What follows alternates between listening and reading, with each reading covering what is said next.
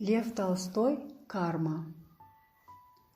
Панду есімді бай қызметшісін ерітіп, Бенарес қаласына сапар шекті. Жолшыбай бір дәруішті кездестіреді.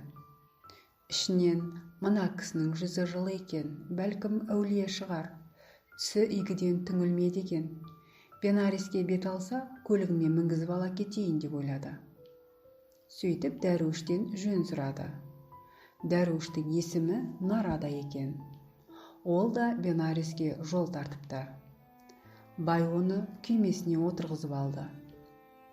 Ет пісірім уақыттан соң олар екі шетін су шайып кеткен лай жолдың тартысына келіп тоқтады. Дәл сол жерде арбасына күріш артқан диханның көлігі сынып, жолды жауып қалыпты. Бай арбаның жолды бөгеп тұрғанына ашуланып, атқосшысына «Ана арбаны әр итеріп таста, біз өтіп кетейік» деп бұйырды. Дихан қарсыласқанымен түк істей алмайды. Атқосшы қара күш иесі еді. Әлсізге жәбір көрсеткенді жаны сүйетін. Арбадағы күрішті қалай болса солай жұлқып, жерге түсіріп, арбаны әрі сырып жолды ашты. Бай бұл іске риза болып, жанындағы дәруішке қарап мақтанбақ болып еді, ол жақтырмады. Арбадан секіріп түсіп, «Байеке, кешіріңіз, осы жерден түсіп қалайын. Мейірім танытып, 1-2 сағат жолымды қысқартып бергеніңе мың алғыс. Күймеге отырарда қатты шаршаған едім. Дархан көңіліңнің арқасында кәдімгідей дем алып қалыппын. Бұл жақсылығыңды қалай қайтарарымды білмеймін. Тым болмаса, мына Диханға көмектесіп батасын алайын. Шарапаты сізге де тиіп қалар. Борышымнан солай құтылармын» деді. Бай бұл сөзге таң қалды. «Шарапаты дейсің бе? Айдаладағы Диханның шарапаты маған қалай тимек?» деп сұрады. «40-тың бірі қызыр, 1000-ның бірі уәли» деген. Өмірде жолықтырған адам міндетті түрде сізге кері айналып соғады. Бірақ кесапат болыра ма, әлде шарапат болып қона ма, ол сізге байланысты. Мен мына Дихан екеуің қайта тағдырлас болатындарыңды сезем. Сондықтан мұның қызметіне жарап сізді борыштан құтылмақпын». Бай дәруіштің сөзіне кекесінен жымиды. Дәруіш сөзін әрі жалғап: «Түсінемін. Соқыр көз бір сәтте көріп кете қоймайды. Сіз де Диханға күш көрсетіп, өзіңізге зиян келтіріп жатқаныңызды бірден ұға қоюыңыз мүмкін емес. Мен сізді өзіңізге өзіңіз қазған ордан құтқармақпын» деді. Бай өзіне айып таққандарды жақтырмаушы еді. Дәруіш қанша мейіріммен сөйлеп тұрса да, мән бермей атқосшысына «Кеттік» деп бұйырды. Дәруіш Диханға көмектесіп, шашылған күріштерді жинай бастады. Сосын арбаның сынған дөңгелегін жөндеп, әп-сәтте қалпына келтірді. Екеуі арбаға жайғасып, қалаға бет алды. Бенареске жақындап қалғанда аттары әлденеден үркіп пысқыра жөнелді. «Жылан, жылан» деп айқайлап жіберді Дихан. Дәруіш арбадан секіріп түсіп қараса, алтын толы әмиян екен. Мынау әлгі байдың әмияны болды ғой. Ақшасын іздеп шырпыр болып жүрген шығар» деп әмиянды Диханға беріп. Бенареске барған соң байды тауып алып, әмиянын қайтар. «Таспен ұрғанда аспен ұр» деген. Сізге қиянат жасаса, сіз оған махаббатпен жауап беріңіз. Ал мен ғибадатханаға кеттім. Мені іздесең, сонда болармын» деді. Бай Бенареске жетіп, саудагер досы Малмекамен жолығады. Досы басына қиын іс түскенін айтады. «Тез арада патшасханасына күріш жеткізіп беруім керек. Жеткізе алмасам бұл қалада сауда жасай алмаймын. Бенаресте маған өштесіп жүрген бір саудагер бар. Ол патшасханасына ертең бір арба күріш әкеліп беремін деген уәдемді естіп алып, қаладағы күріштің бәрін сатып алып қойды. Қалада әрі сабылып, бері сабылып, бір түйір күріш таба алмадым. Күріш тауып бере алмасам, патша қоймашысы мені кешірмейді» деді. Осылайша Малмека арызын айтып шағымданып тұрғанда, бай әмиянының жоқ екенін байқайды. Күйменің ішіне әбден тексеріп таппаған соң, атқосшысына жала жапты. Қала сақшылары атқосшыны байлап қойып, қинап, мойындатпақшы болды. Жаны қысылған атқосшы: «Жіберіңдер, әмиянды алған жоқпын, мені жазықсыз жазалап жатсыңдар. О, тәңірім, қожайыныма қызмет етемін деп жүріп талайдың көз жасына қалып едім. Мына қорлығым соның есебі болар. Тым болмаса, әлгі диханнан кешірім сұрауға мүмкіндік берші» деп жылайды. Сақшылар атқосшысын аямай сабап жатқанда, баяғы дихан келіп қалады. Ол әмиянды байға қайтарып береді. Бай риза болып диханға алғысын білдіреді. Алдыңғы әбестігі үшін кешірім сұрайды. Әрі диханның күріш артқан арбасын көріп қуанады. Жаны қысылған досына күріш тауып беріп, оны да бәледен аман алып қалады. Сақшылар кінәсіз атқосшыны босатады. Қожайынынан көңілі қалған атқосшы басы ауған жаққа кетіп, ақыры тау жағалаған қарақшыларға барып қосылады. Бай ғибадатханаға келіп, дәруішті тауып алып: «Хазірет, сіздің айтқаныңыз айнымай келді.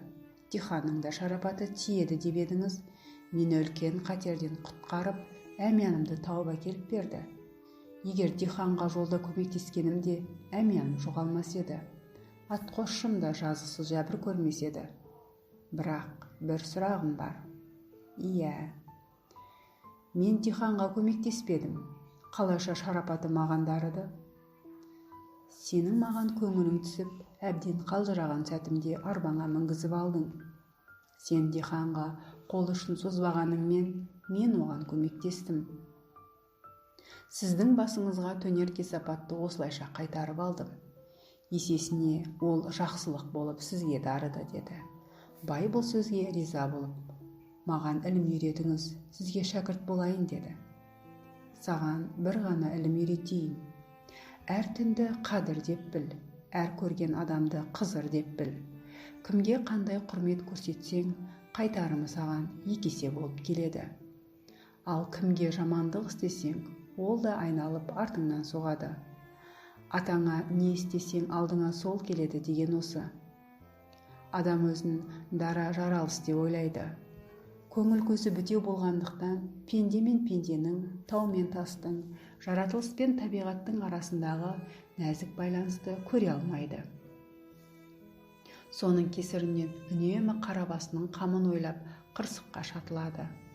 Ал жанындағы ел-жұртқа көмектескенде ғана ол бақытқа кенеліп, тағдырын жарқын етеді. Мына бәйітті әрдайым есіңде сақта. Жаманға жанасам деп сен жазбағын, жақсыға жәрдем етіп бел жазбағын. Пейілің теріс болса өрісің тар, қиянатың өзіңе ор қазғаның. Жел сезіммен ит нәпсі қозар дайым, менмендікке бой ұрсаң ажал дайын. Кіші пейіл тез жетер ақиқатқа, өзгелерге қол ұшын соз әрдайым. Адамға мына әлемдегі сансыз жаралыстан бөлшектенген сайын бақытсыздыққа жолығады. Ал солармен бірігуге ұмтылған сайын жүрегі тыныштық табады деді. Бай: «Жұрттың бәрі ілімді осылай түсінсе, бүкіл әлем құлпырып жайнап кетер еді-ау. Жамандық атаулы азайып, елдің жағдайы жақсарар еді. Елге оралған соң сізді арнайы шақырамын. Бізге ілім таратушы ұстаз болыңыз» деді. Арада бірнеше жыл өтті. Бай үлкен ғибадатхана соғып, оған дәруіштерді жинады. Жұрттың рухани сауатын ашты. Байдың ауылы зергерлікпен аты шыққан еді. Зергерлер ілім үйренген соң, бұйымдарды бұрынғыдан да әдемі етіп жасайтын болды. Олардың даңқы шартарапқа кетіп жатты. Патшаның құлағына да жетіп, ол асыл тастарымен безендірілген алтын тәж жасатуды бұйырады. Бай тәжді жасап біткен соң патшаның сарайына жол тартады. Бірақ жолда қарақшылар тонайды. Бұл кезде қарақшылардың басшысы баяғы атқосшы жігіт еді. Олар күзетшілерді түгел өлтіріп, алтын тәжді олжалап алады. Байдың өзі әрең қашып құтылады. Амал жоқ, патшаға жаңадан тәж жасап беруге тура келеді. Бұл байдың қазынасын кәдімгідей опырып жіберді. Бірақ бай қайғырмады. Ішінен: «Мен кезінде талай әлсізге тізе батырдым. Елді қанап тонадым. Бұл қасірет соның қайта айналып соққан жазасы болар» деп сабыр етті. Арада бірнеше күн өтті. Дәруіш сапар шегіп келе жатыр еді, орманнан шыққан үлкен шуды есітті.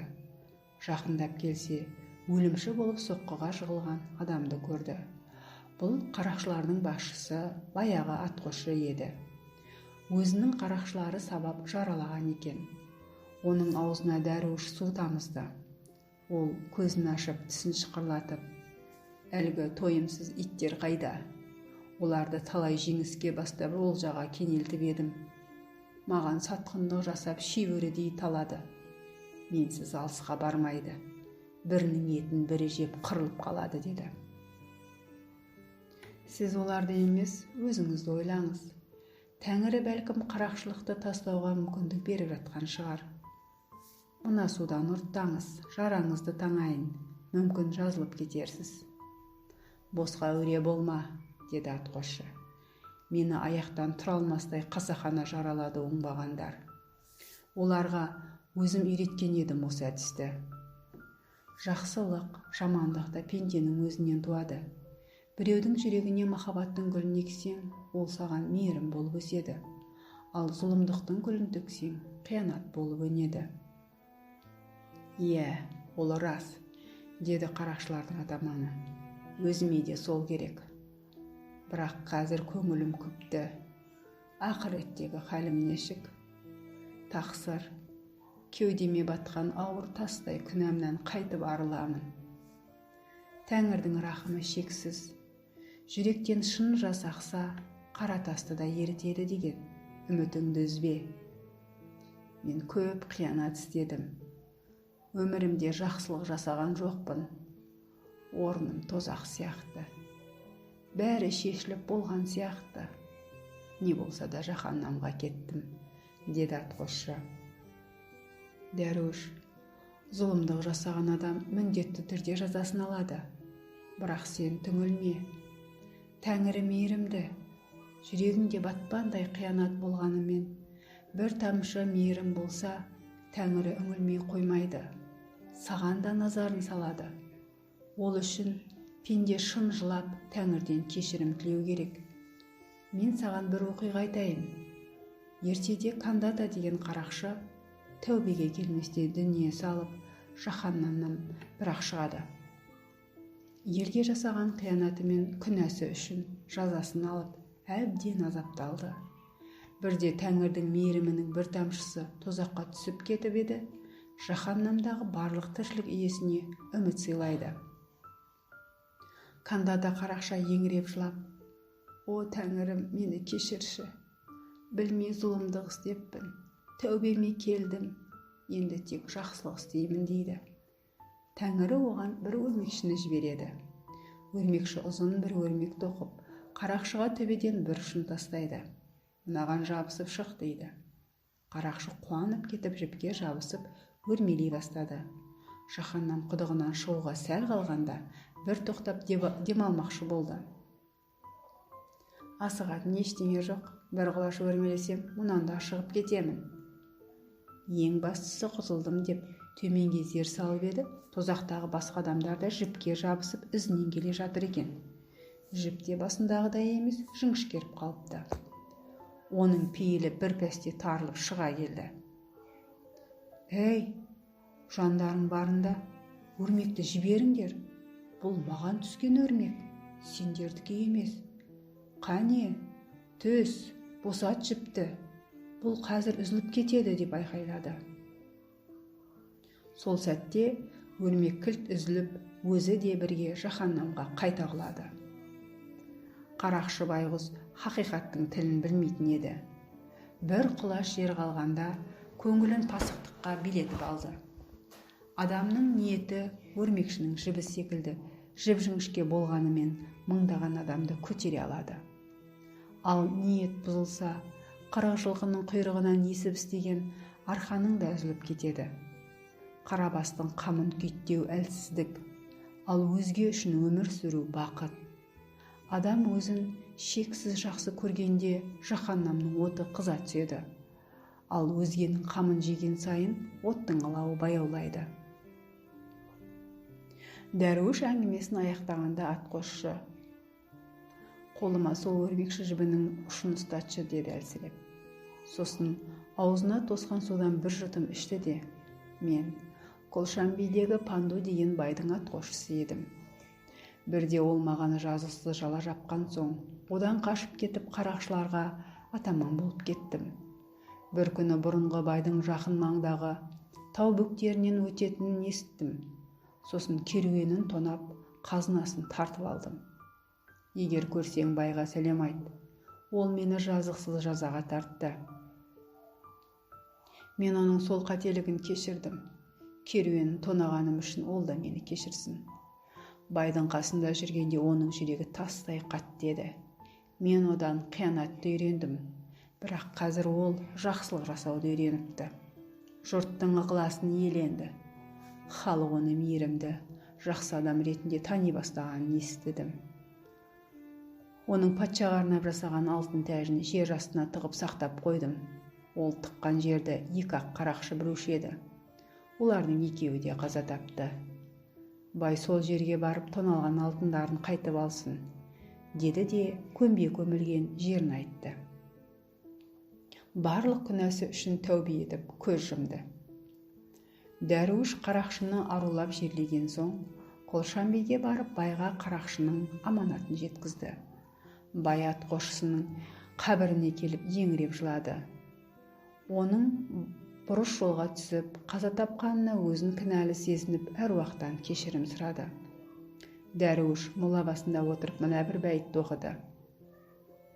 Жамандық үшін пенде жазалады, өртейді тұла бойын азап әлі. Нәпсінің түрлі арзуын жүйен десе, жүрегі қара таттан тазарады. Ақ жүрекке ұмтылып талпын шырақ, біле алмассың сен оның нарқын сұрап. Діліңді кіріс кірден арыл туға, жанар сонда көңіліңде алтын шырақ. Сосын көпшілікке бұрылып, пенде жамандық жасаса, содан зиян шегеді. Нәпсісін жамандық жасаудан тыйса, жүрегі қара таттан тазарады. Ақ жүрек, қара жүрек болу пенденің өзіне байланысты. Бір адамды басқа біреу келіп тазартып бере алмайды. Тазаруға адамның өзі әрекет жасауы керек. Дәруіш тек осы ақиқатты уағыздаушылар. Біздің карма деп жүргеніміз Тәңірдің құдіреті емес, біздің жасаған амалдарымыздың салдары ғана, деді дәруіш. Бай қазынасын қайтарып алған соң Қолшамбиге оралды. Жыл сайын атқосшысының қабіріне дұға оқуды әдетке айналдырды. Дәулетін үнемдеп жұмсап, бақытты ғұмыр кешті. Дүниеден сапар шегерде бала шағасын жинап: қарақтарым, істерің алға баспай қалса, кінәні өзгеден емес, өздеріңнен іздеңдер. Көкірек көздеріңді қараңғылық басса, жасаған амалдарыңнан береке болмайды. Ісім алға бассын десең, өзгеге көмектес. Соның керегіне жара. Дәруіштің маған үйреткен мына сөздерін естеріңнен шығармаңдар. Жаманға жанасам деп сен жазбағын, жақсыға жәрдем етіп бел жазбағын. Пейілің теріс болса, өрісің тар, қиянатың өзіңе ор қазғаның. Жел сезіммен ит нәпсі қозар дәйім, менмендікке бой ұрсаң ажал дайын. Кіші пейіл тез жетер ақиқатқа, өзгелерге қол ұшын соз әрдайым, деп бақылдасыпты.